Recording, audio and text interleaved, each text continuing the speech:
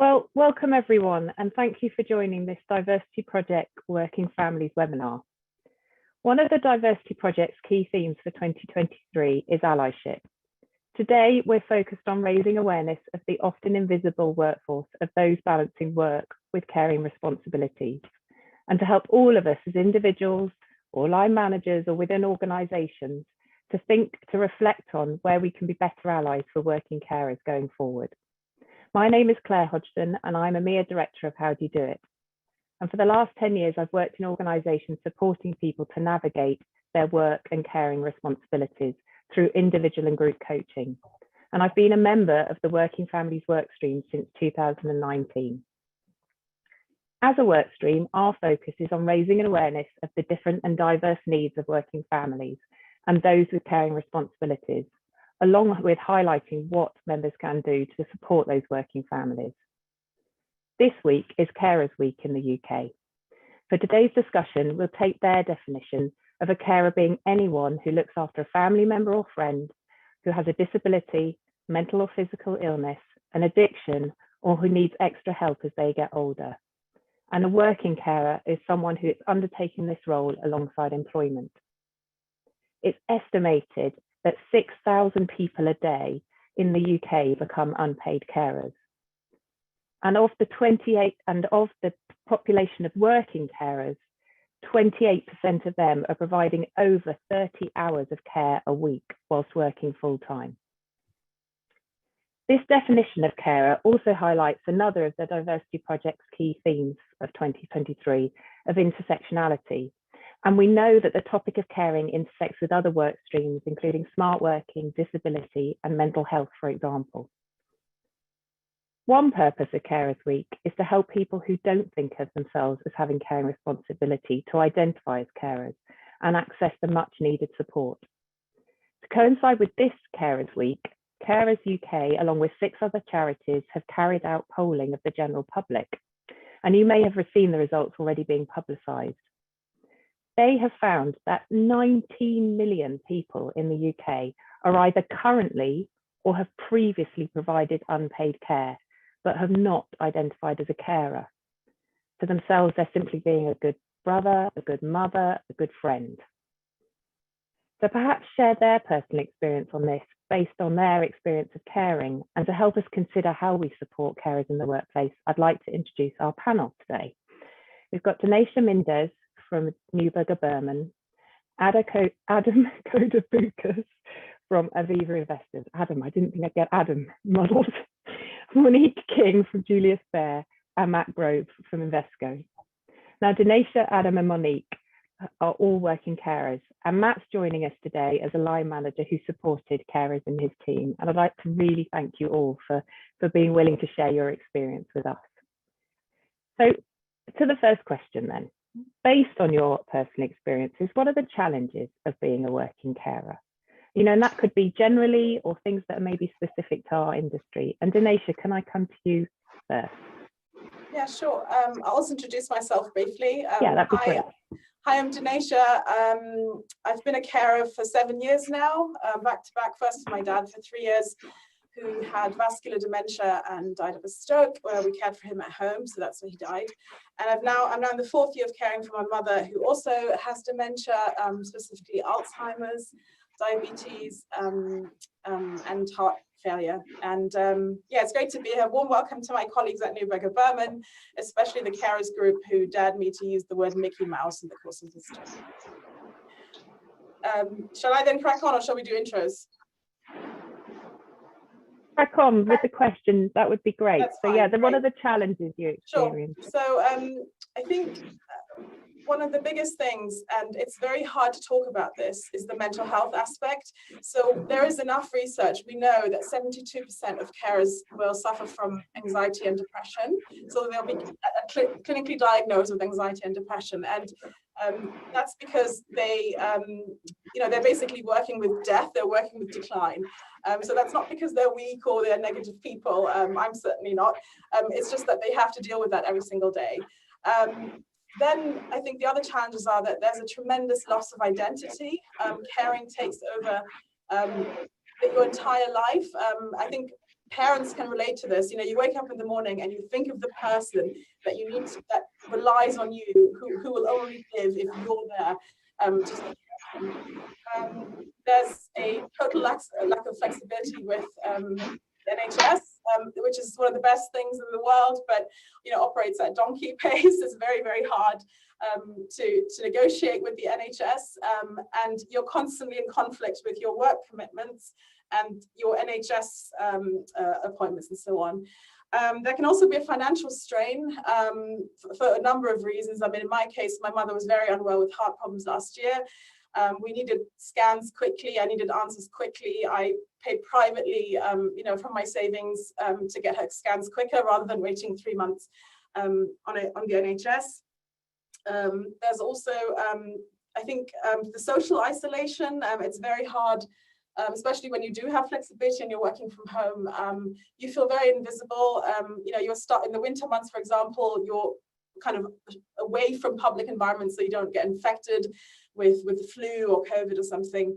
And there's also, I think, lack of people understanding in the workplace. You know, our industry is a very young, vibrant industry. There are lots of experienced people around as well, but not everyone gets it. And that's extremely, extremely hard. And I think the hardest thing that I've experienced in the last 7 years is the absolute unpredictable nature of responsibilities and the exponential rise of those responsibilities. So one day you sort of think, oh, you know, I've got it down now, and then poof, you know, 5 extra things come up. So there's a lot of skilling up for really what is normally a professional role. Mm-hmm. Thank you, Denisha. Thank you. And you covered such a lot of points so openly there. Adam, can I come to you next? What can you tell us a bit about your caring experience, and then, yeah, the challenges in terms of what are the bits that can be tricky about absolutely. So, yeah, my name's Adam Koulabakis of Aviva Investors. I've been a carer for my mum now for the past 2 years. She was diagnosed with Alzheimer's very shortly after my father passed away, so it all kind of, you know, it came to a head quite quickly. And you know, I think a lot of what Denisha says I can really relate to. That there is, you know, financial burdens. I think for me, one of the biggest challenges living and working in London. My mum is up in York, so it's really the kind of the distance. You know, it's not just around the corner, or, you know, I'm not living at home. And you know, my immediate family, I've got a brother, but he works abroad. Like I say, my father unfortunately passed away a couple of years ago. So really, I am the only support network for my mum. I guess I'm fortunate in the sense that it is very early stages of Alzheimer's, so she is still able to, you know, physically she's well and she's able to look after herself. But because of the distance and not being able to be there constantly, you really see the change when I am in York, or when I do speak to her on the phone. So that can be really hard. I think one of the things that I'm very lucky with working for Aviva Investors is the hybrid nature of our work. So I am able to go up and work from my you know, from my mum's, and be able to kind of keep an eye on her. Yeah.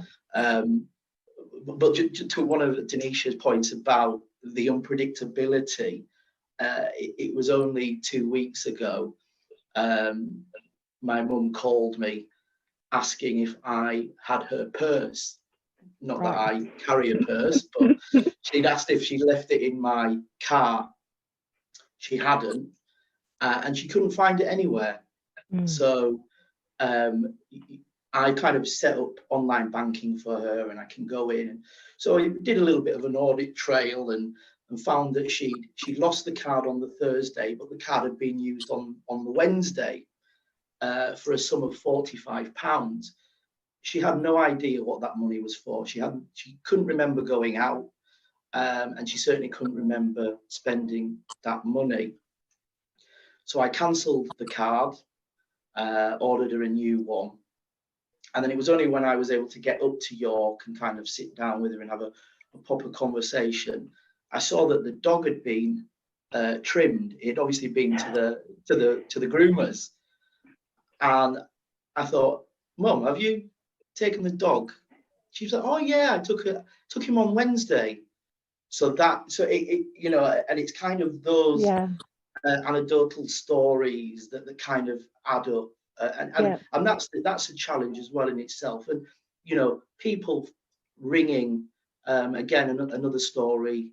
A company cold called my mum, and this happens to everybody, not just you know, individuals with Alzheimer's, but they sold her appliance insurance, and without thinking, she paid £400 or £500 on her card. When I came to have a look at that, because we'd gone shopping and there was no money on it in her account, so again we did an audit trail, and you know, this money, she had no recollection of that money going. So fortunately, I was able to have a look through the letters. I contacted the company, explained it. They were very apologetic.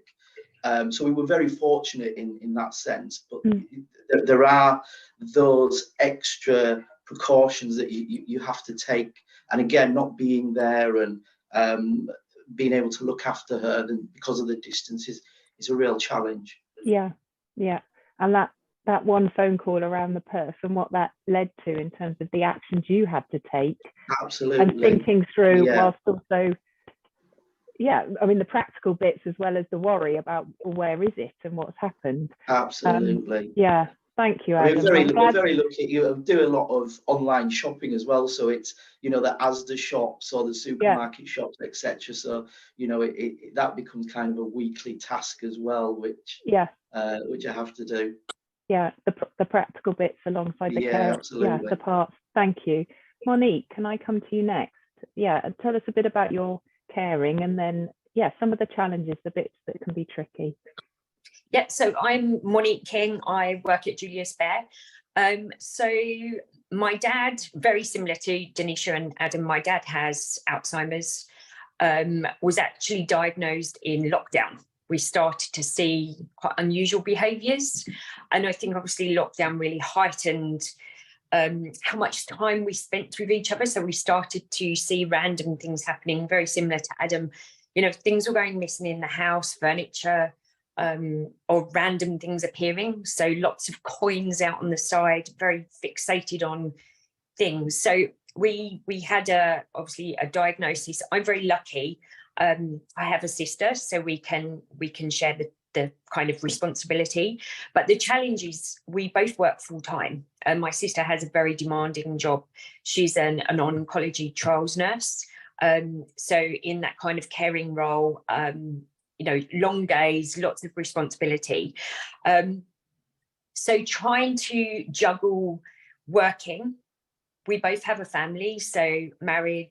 I have a son who's 13. I have 2 dogs. You know, so you're trying to kind of manage a family and additional responsibilities. And as both Denisha and Adam said, that unpredictability is so hard to navigate because you don't know what's going to happen each day.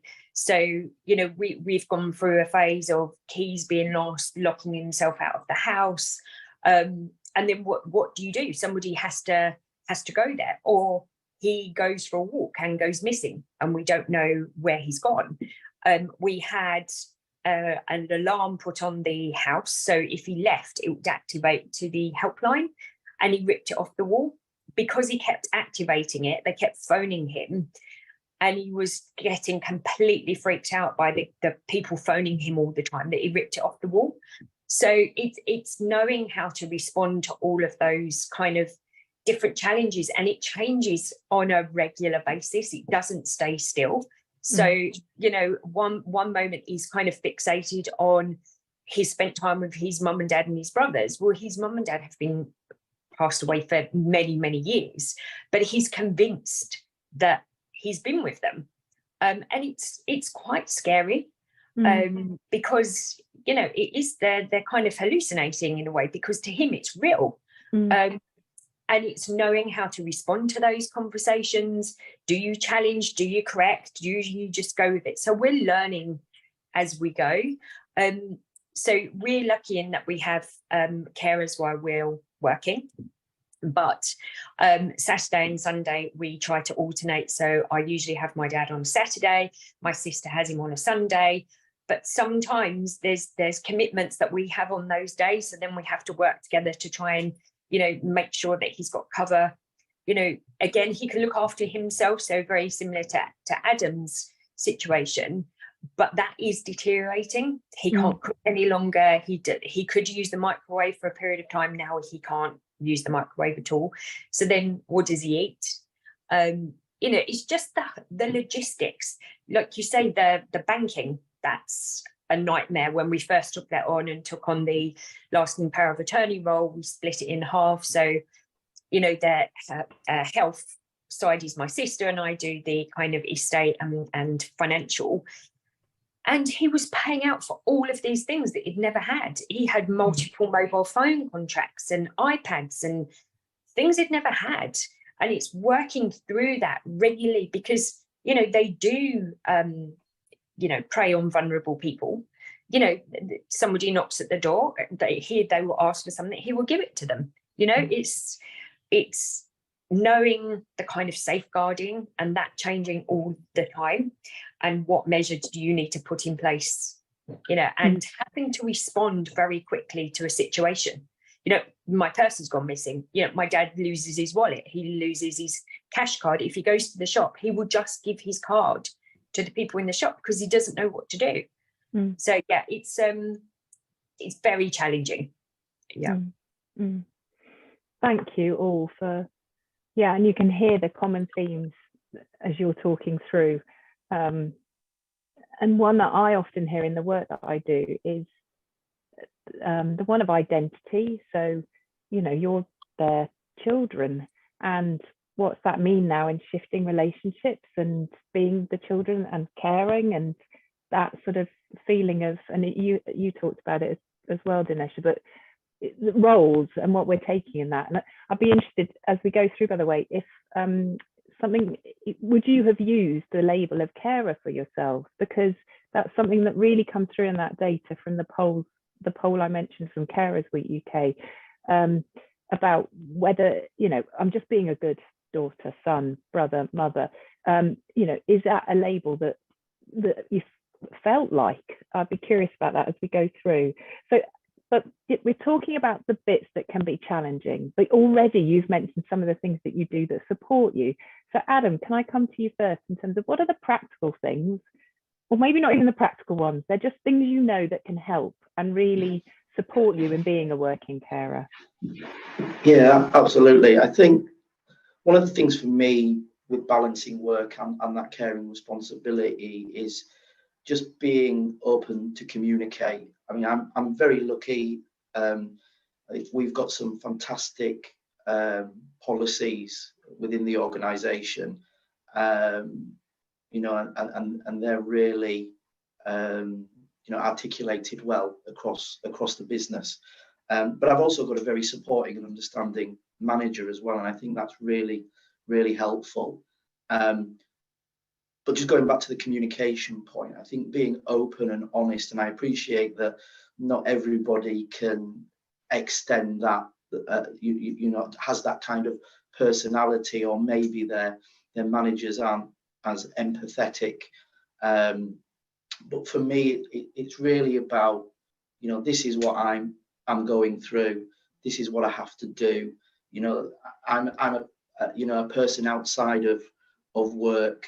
And it's really about kind of balancing.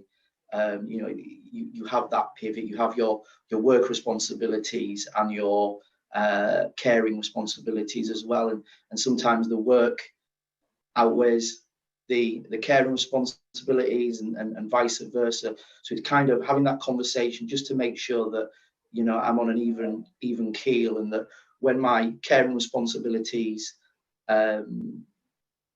take precedent, you know, I've got that support from my manager. And again, alluding to what I said earlier about, you know, being able to go up to York and work from my mum's, you know, house in York.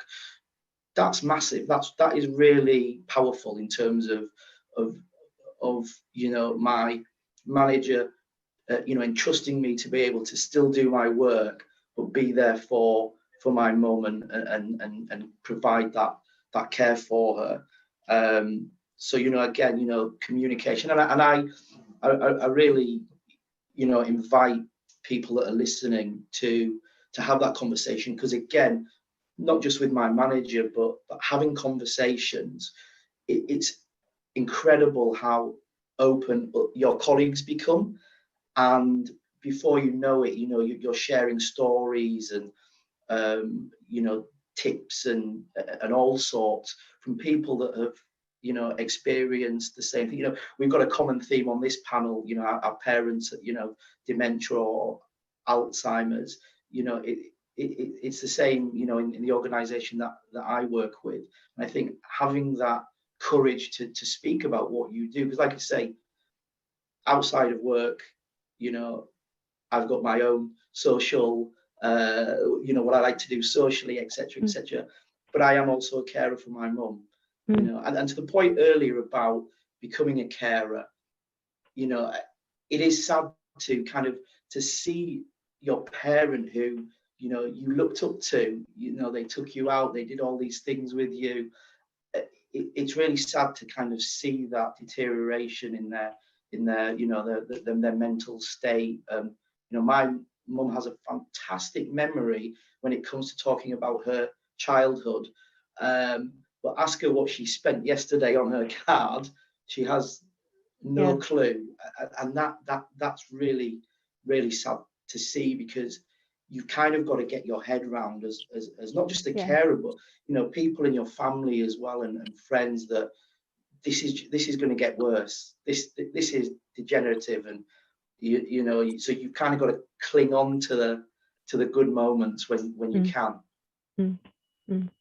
Thank you, Adam. So really communicating clearly at work, and it sounds like, well, smart working and hybrid working has been a real help, and that links, as we say, to the other work stream. But we'll talk in a bit about the management part in terms of what you can do as a line manager, and it sounds like your line manager has been really supportive as well, which is fantastic. Thank you. Monique, to you next then. What's practically helped you as you've gained the caring responsibility?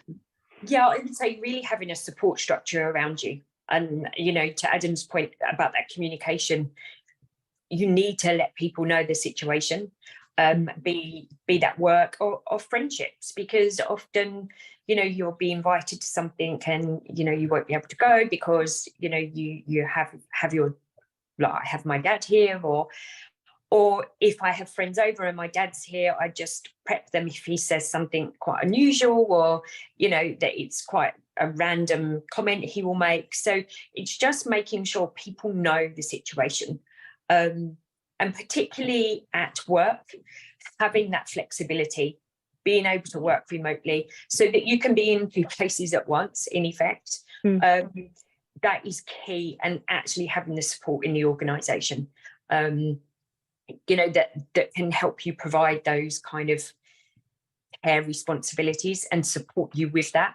So, you know, I think we're talking a little bit later about some of those things, but, you know, having carers in the day gives us that peace of mind that somebody is there with our dad, and if there was a problem they would call, and, you know, they really help us, and we've got really good dialogue with them. So again, the communication with the carers, they can keep us, you know, updated on how things are changing on a day-to-day basis, what they're seeing, you know, where his mind is at the moment, you know, what's he fixated on.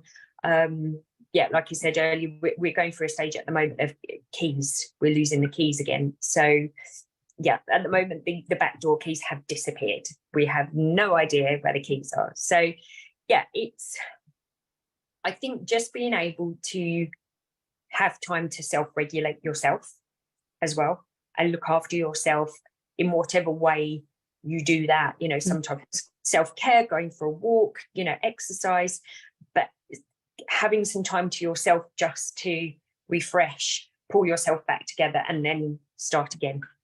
Yeah, it's so critical, isn't it? And sometimes self-care can almost feel bottom of the list when you've got big things at work and at home, but with all those things going on and all the responsibilities, having what refreshes, what fills you up, what keeps you able to do it is so important, isn't it, in terms of the long-term sustainability of it. Thank you, Monique. Dinesha, what about for you? What practically do you do that helps? I think there's two things. So there's the stuff you do at work, organizational support, and then there's stuff that you do for yourself on an individual level. In terms of organizational support, flexibility, that's key. But it's also, you know, at the point of hire, you know, when they were making me my offer, you know, I had to first of all calculate at what point am I going to tell them that I have this other thing in my life, right? And I just went for a job interview internally, and I was dreading the moment when I had to disclose, by the way, because I was afraid of being discriminated against. So it's being really super transparent with human capital, with the human capital team. That's one thing. But also what I found, and I really still struggle with this, is agreeing a communication plan with your manager. So I'll give you an example. My dad was in an ambulance every single week for the last sort of 4 months of his life. So he would just fall over, he would knock his head, things would always happen. And the first time it happened, you know, my managing director was in a meeting. I couldn't even go and tell him I need to run, you know. And I wrote on a post-it, you know, "Dad, ambulance," held it in front of his face, and then ran out of the building. I then agreed with my immediate line manager. You know, he just said, "When this happens, just run. You can text me later." You know, he just said, "You don't need to think about me. If you're offline suddenly, I'm not going to question that." Another problem is that a lot of carers, especially cancer carers or dementia, which are the two big ones, we have so many hospital appointments. You know, I mean, this week alone, what did we have? We had cardiology, audiology, which we missed, and it was rescheduled. There's bowel scans, there's bladder scans, there's blood tests, the district nurses need to talk to you. There's so many things. And aside from having to take those calls and needing the privacy for that, you also logistically have to go places in many situations. So do I want to tell my manager every single day I have to do this? Or can we agree on a plan where, hey, you know, I'm just going to throw it in my diary. If you're looking for me, you know, you can probably see that I'm offline, and you're going to trust me to deliver and to do those hours, you know. So that's one thing. Very, very important inside an organization is to find your allies and to find people that can empathize with you. So if there might not be people who are dealing with cancer at home, there might not be people who are fighting Alzheimer's as you are, immediately in your team or even on your floor. But as I was more transparent about my situation, I found people who are senior to me, they're like, "Yeah, I went through that. My mum died 3 years ago." And I know they keep an eye on me now, you know. You know, we also started an ERG, like an employee resource group, just for carers. A lot of them are on this call right now. We've set up a chat window, and we just check in on each other. We support each other. So Monday, I had a really hard day. And Tuesday morning, I was just feeling so overwhelmed by things. And, you know, I just threw something in the chat going, "Guys, I've had a tough night with my mum, and, you know, this and that. I'm sleep deprived. She was aggressive again," and so on. And then they will just say, "Hey, you know, we understand. You know, we see you. What are you doing for yourself today? And we, you know, this is normal for your situation. You're not being incompetent. It's just normal." Of course, organizationally, you can push for a carers policy, but you know, I'm sure we're going to get to that later. On an individual level, now in year 7 of doing this, I think you have to be absolutely militant about your self-care, because this can slip away. You know, you can find yourself suddenly in the winter months when you're avoiding infection risks that you haven't seen a friend in 3 months. You know, so I mean, you have to, you know, keep a track of your nutrition, you know, get talking therapy. You know, there's another thing about caregiving, and I will mention it, especially with parents. Not all of us had kind, loving parents. You know, with my dad, it was no problem at all. You know, I was daddy's little girl. With my mum, it's very complex. You know, I grew up with a very abusive, volatile mother. So caring for her now is very different than it was when I was caring for my dad. So I now have checklists and processes for everything. I have a checklist, you know, non-negotiable checklist for mum. You know, she needs her injections before breakfast. You know, is she wearing socks? You know, is the environment around her safe? Could she slip? Could she do this? You know, I have checklists for myself. You know, I have a little sticker chart, and I give myself an orange sticker for every day that I've done something for my self-care. I have a list of things that are self-care strategies, because you don't even have the energy to think about what you do. Sometimes you're so tired, you're like, I could probably use a foot bath. You know, no, you just look at your list. Oh, here's my cheat sheet. Foot bath. That's a quick one, right? And most importantly, that, you know, you go for 80%. You're not going to do 100%. I always, when I describe caring, I say, first of all, the role of a carer is like being in a car crash that is happening in slow motion, and you know your parent is going to die, right? You're in this car crash and you know you're going to survive, but they're going to die, and it's just happening. So you're in this constant state of anxiety, of fear about, you know, how is this going to be? That's one thing. And the other way I describe it is, if you think of a tennis ball machine where the balls are like coming at you, you know, a normal day at work, you're going to just get emails and stuff and unexpected stuff coming at you, and you just have to keep batting them back, right? And stay on top of it. When you're a carer, you have two of those machines going at the same time. You know, there's just balls flying at you, and you're never going to be 100%. So you try to say, okay, this really can't hit my head because I might have hemorrhage that I can't care for my mother. This can't hit my eye, I've got to go to the office. You know, so you try to just protect yourself as much as you can. So yeah, optimization of so tracking habits, optimizing predictable tasks. So at a micro level, I mean, people just think I'm like Monica from Friends, or I have OCD, but I have worked out, oh, you know, I need shampoo, need that every day, you know, it's something. So do I want to spend time in a month thinking about buying shampoo? No, I buy things in bulk, right? You know, I book my my holidays by January. I've sat down over Christmas and decided when all my holidays are for the year, because I don't have time to think about this in the course of a volatile year with my mother. I have a lot of risk assessments, you know, because I don't want to have anxiety that my mother's going to slip on a carpet, that she's going to hit herself on the edge of a table, that her shoes aren't stable enough. So I'm constantly going, okay, have we got the lowest level of risk for her to get through a day? You know, my dad used to run off a bit like Monique's. Often we'd just find him on a street, you know, the police would call us and we'd have to go through A&E quite, you know, as I said, every single week. The other thing is that there are a lot of resources out there, you know, the Alzheimer's Society, for example, Macmillan Cancer, you know, there's lots of organization, but then you need to find the time to go through all this. So I try to give myself 15 minutes a week where I just review this entire whole of resources and then try what I can, review, and also just say no. You know, like we had carers coming in to help us. It didn't work for us. We, you know, we're ethnic minorities, we had a language problem.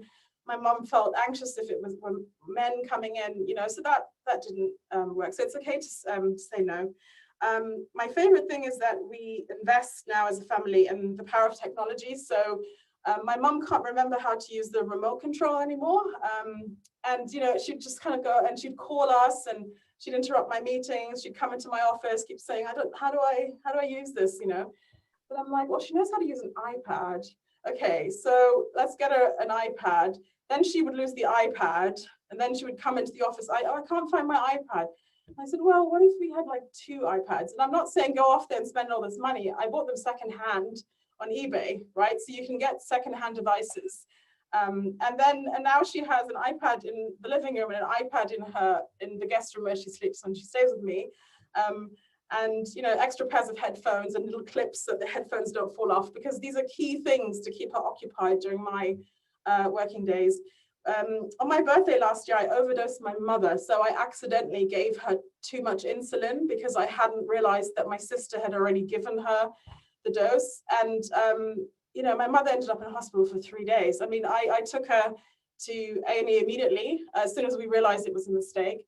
And then, you know, my sister and I had to look at the situation. It's like, what the hell just happened, you know? And I said, well, I just, you know, I just didn't open the little booklet with looking at this. And you know, I felt absolutely awful.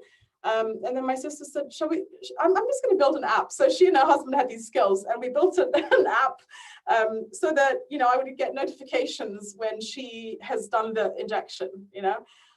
So there's all these little hacks and things. And I think as a professional, what's really, really important emotionally is that we practice radical acceptance. There's a great book by Tara Brach, that's B-R-A-C-H, where you accept that these are the cards that you're dealt with and that this is what you're going through, rather than spending energy and saying, why me? Why has this happened? I didn't choose this life. I don't want to live with Alzheimer every single day. And I think, you know, I now started looking at this as a leadership and resilience opportunity. You know, I think, okay, fine, I've got these crazy stress skills now. At one point in my career, this is going to come in really handy, because I'll build certain levels of resilience. So anyone who's listening, who's really, you know, in dark places and losing hope, you know, don't worry, I promise you, you know, you're going to be a better professional. And you also, what's very important is that not to lose sight of your ambitions. You know, if you have ambitions for your career, they might slow down for a few years. And this is also why it's important to seek advice from senior people in the company. I had senior people who, you know, who are parents, or they had same situations, and they said, Tanisha, yeah, I had 3 years where I couldn't do a managerial job. I couldn't do this, but you're going to be okay. Look, I'm okay now. Like, you're going to get to this point. So yeah, those were just some things that I work on. Thank you. Gosh, what a list. And that app sounds like it needs spreading further, because the sharing of medications and who's doing what, and I can see that so many people would benefit from that. But B, what you've really highlighted, all of you, is the importance of supporting yourself through this in terms of that self-care and whatever that may be, because for each of us that can be different. But the importance of a support network, both at work and at home, and people you can talk to. And that leads to our next area that we wanted to look at. And thank you, Matt, for joining us today, because sometimes as line managers in organisations, it can be difficult to think, well, what can we do to support? What can help? And I know, Matt, that you've got experience as a line manager of doing exactly that. So can I ask, can you share some of your experience as a line manager, what you've done to support the working carers in your team? Yeah, sure. Hi, everyone. Good afternoon. My name's Matt. I've been at Invesco for 20 years. And during that time, I've worked with some amazing people. And one of those amazing people that I work with currently is a lady that is a full-time carer for both parents, and also does an amazing job for Invesco in really difficult circumstances. And it's really interesting to hear the background stories that kind of relate to some of the situations that I know that this wonderful lady has to deal with on a day in, day out basis. I guess before this session, I sort of thought to myself, as a line manager, what kind of what advice would I give myself on reflection of managing a colleague and a friend over quite an extensive period of time? And I think as well as sort of, you know, the usual around flexibility and, you know, being conscious that people need to drop stuff at last minute and appointments and many of what we've heard, I think there were kind of 3 key elements that really sprung to mind for me. And one was, from the outset, just being really clear on what the company can offer. You know, we work for some great companies. There's a lot of support out there.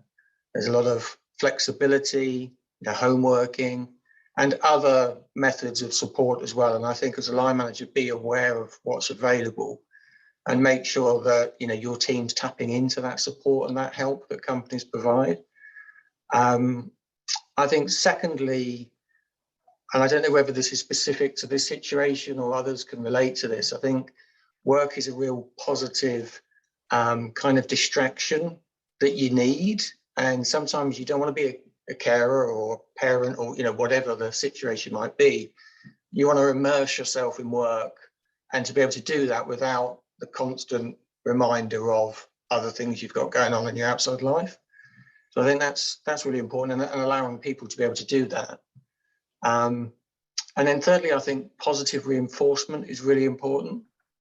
if when you're spinning lots of plates and you think, well, is my work plate spinning okay? And as a manager, I think we've got a real important role to provide that feedback and that reassurance that, yep, although you did have to dash out the office yesterday, you know, you're doing a great job. Don't worry, you're fantastic. And I think that's an important role that I try and do. Yeah, thank you, Matt. What a great, I love that, how you put that in terms of stepping back and thinking, reflecting on that 20 years and what you've done that can support. And that, I think your first point there, I was going to add to, I had a similar sort of, I'd equally thought about the line managers I meet, and I think often knowing what's available for the individual and helping signpost them, and then getting support for yourself as a line manager. You know, it's not, you don't always have all the answers, and that's the kind of, you know, each individual situation can be different. So I suppose not making assumptions on your part in terms of the support you can offer, but also making sure you get support as a line manager from others, whether that be your HR team or talking to other managers, where, you know, within the bounds of confidentiality for the individual, but thinking about how I can support myself in my role, because it can be, you know, it's not tricky, but it can be difficult to know what you can best do. So thank you for that experience, because yeah, I think it's really interesting to think as line managers what we can do to help the individuals. So we've looked at the challenges of being a working carer and then what we can do to support ourselves. And we thought about that from a line manager point of view as well. And now I'd like to think sort of more broadly for those of us who've joined maybe the session to think, what organisationally can we do? What have you as carers, or have you seen as a manager, Matt, what can organisations do to support carers? Monique, can I come to you first? Because I know you've got some great personal experience of a benefit that's been transformational for you in terms of with your father. Yeah, absolutely. So as I said, my dad was diagnosed in lockdown, and then we had to put care in pretty quickly. So Julius Bear offer a service through My Family Care.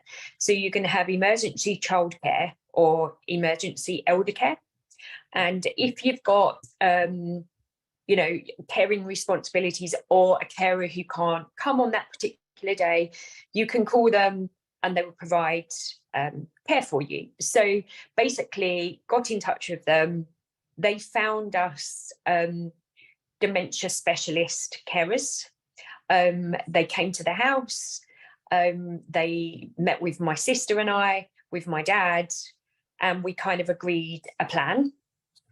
And basically my work was paying for that through the benefit. I was able to split it into half days to extend it for longer until we could put kind of more permanent things in place. And what that did is give us that kind of safety net before we could put longer term plans in place.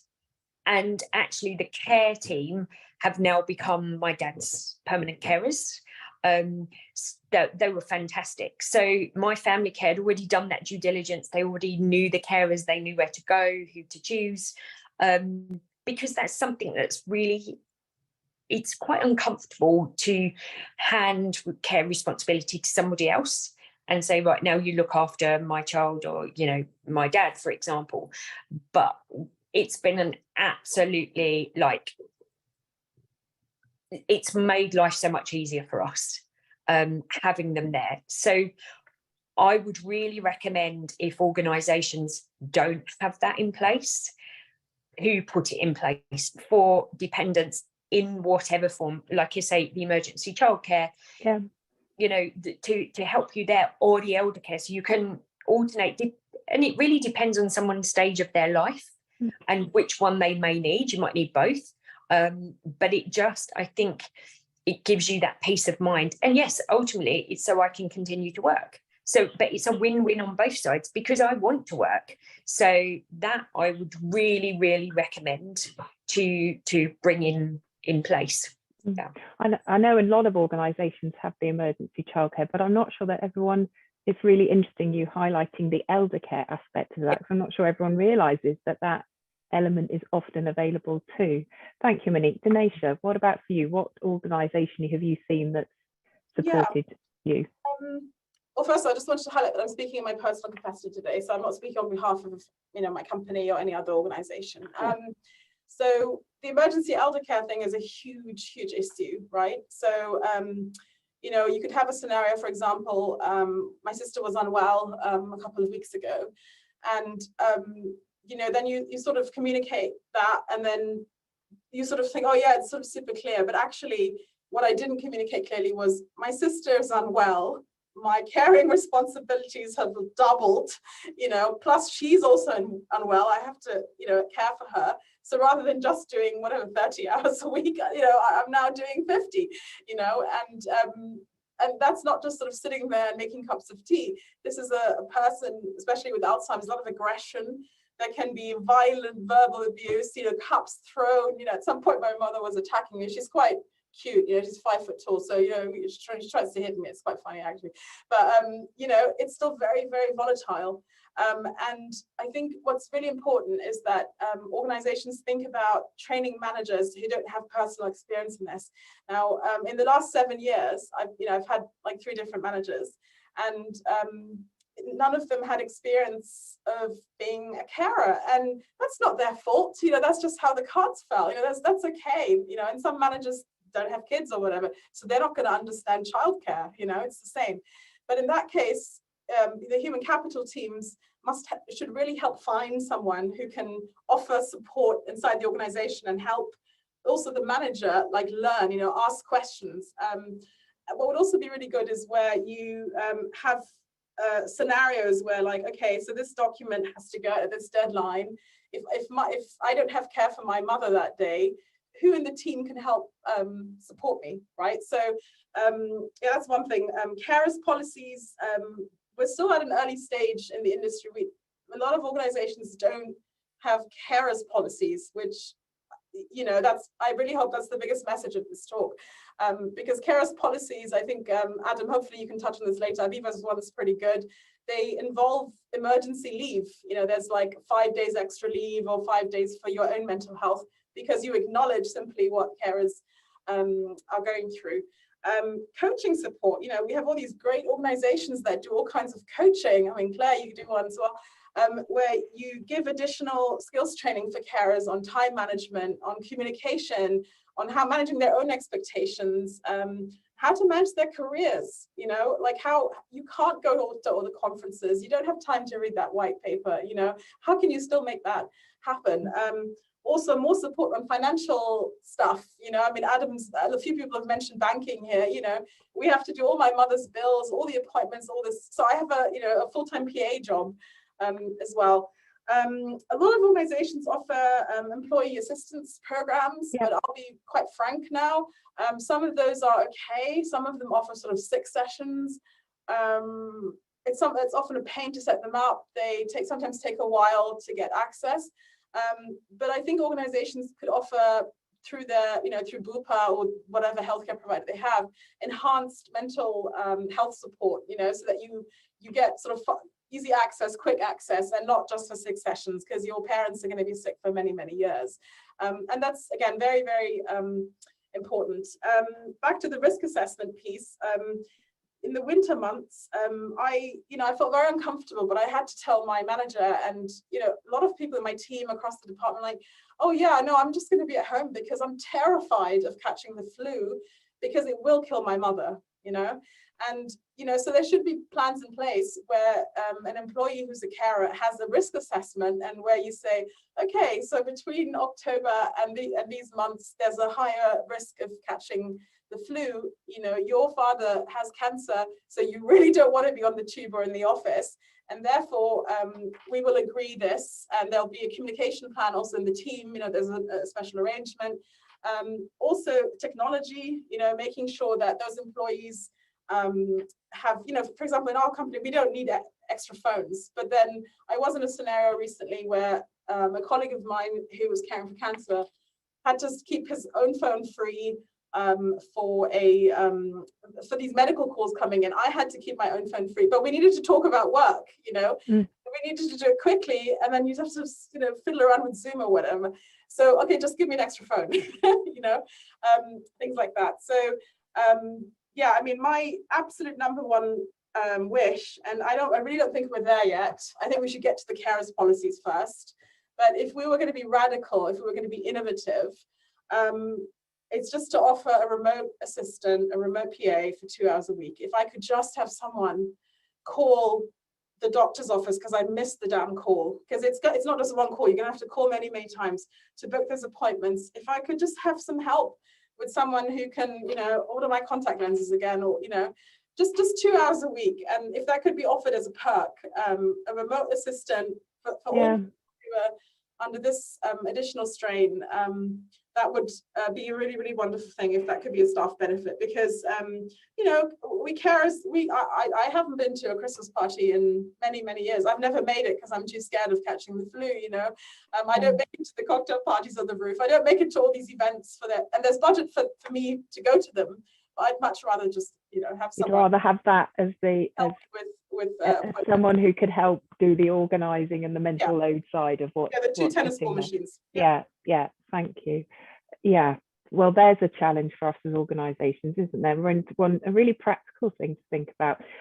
Thank you. I personally, of course, would highlight coaching support, because I know from the feedback we get from individual and group work we do, the difference it can make in terms of feelings of isolation, and then practically thinking through some of the stuff that you've just highlighted, Dinesha.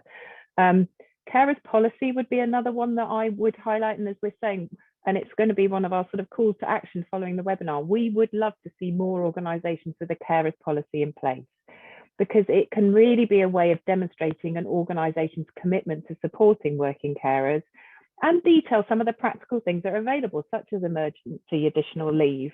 Now, I know they can be covered in other policies, but having one place that sort of really demonstrates that commitment can be really helpful. And we hear that in the organisations that do have them in place. And connected with that is a carer's passport. And Dinesha, I think this would cover what you're talking about in terms of risk assessment, or being able to highlight what I need in the winter months. A carer's passport, we will make sure we share some details on these things after the webinar, but it can be a really simple way of making life easier for a carer in an organisation, because it can be a place where you record information about their responsibilities, but also the flexibility they need. And so maybe where an individual's had a fantastic conversation with their line manager, they got that documented in the passport, and then if they're moving roles or moving on to a different project for a while, it's there. So rather than having to have the conversation over and over again, it's documented and agreed with that need to take to the new line manager or the new project as well. So these ideas, along with many others, are actually in our Working Families Best Practice Guide that we launched last summer. We're going to do in the latter half of this year, we're going to do a sort of specific carers focus one of those. But that guide doesn't just talk about the support for parents. It's got things in there around caring as well. And that's on the Working Families section of the intranet. So I'm conscious of bringing this to a sort of a close. I'd love to come to all of you as panelists and just think, if you had one wish for supporting working carers, or you could encourage members to take a first step, and that might be something for carers individual, or it might be a wish for an organisation, what would that be? Now, Adam, can I come to you first? What would be your one wish? Absolutely. I think for me, I said it earlier, communicate as an employee to your line manager. I know that the common theme across this has been, dementia and Alzheimer's, but I think it's also important for organisations to acknowledge the importance of working families. There's colleagues with autistic children, for example, that is huge in terms of having to adapt to the changes and the way people need to work. But I think by acknowledging the importance of working families within an organisation, and from leading from the top, so execs all the way down, I think it's one of those areas where people right across the organisation can resonate with and relate to it at whatever stage of the working family's journey, as it were. I think by acknowledging that, providing the support and trust as well. We've talked about hybrid working and just being able to drop things to deal with an emergency. But what you have under that is that underlying trust from your line manager that we've got to go and deal with something, but that work will be done. And to Matt's point, his colleague is doing a fantastic job, but has a very demanding carer's role that extends beyond that. And I think by having that structure and that support and that acknowledgement, you're going to improve the mental well-being of your colleagues. And I think ultimately the productivity as well is going to be there, because as a carer, you're safe in the knowledge that you can do what you need to do outside of work. You still got the support to excel in the job that you're doing and to fulfill that career progression that you want to do as well. So I think all round, by acknowledging, supporting, having that trust, I think it's going to be a huge benefit to organisations as a whole. Yeah, thank you, Adam. Monique, can I come to you next? What would be your one wish?